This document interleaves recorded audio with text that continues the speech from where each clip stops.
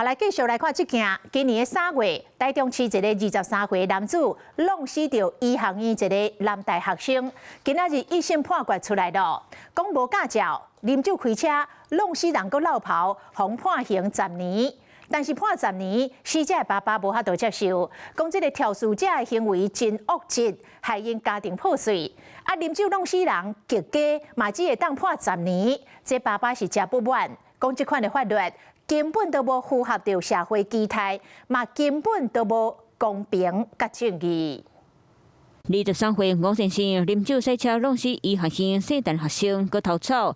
今日透早，台中地院一审判决出来，吴先生扣去酒驾致死、含引起事故逃走致死等罪嫌，判关10年。对这个判决，学生的爸爸无法度接受。知道了判决的结果，我只觉得愤怒、无奈又心酸。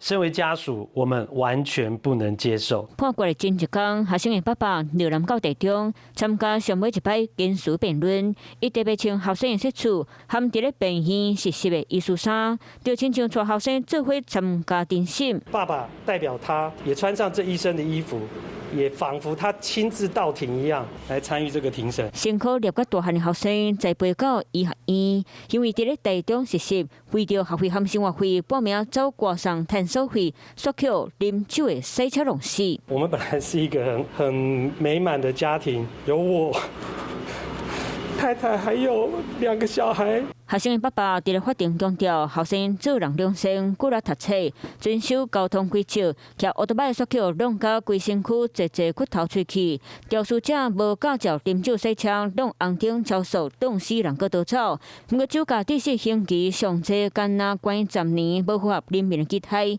对方律师搁按算用吴先生犯案了后的态度真好，认罪自首，要来减轻其刑责。合议庭法官一审判决合并执行10年，专案会当阁继续上诉。圣诞学生的爸爸强调，这个判决无任何公平正义，因完全无法度接受。希望学生安心伫咧另外一个世界，快乐做天使。你好，我是宋彦明。想掌握最及时的新闻资讯吗？赶紧订阅、按赞、开启小铃铛，锁定华视新闻 YouTube 频道。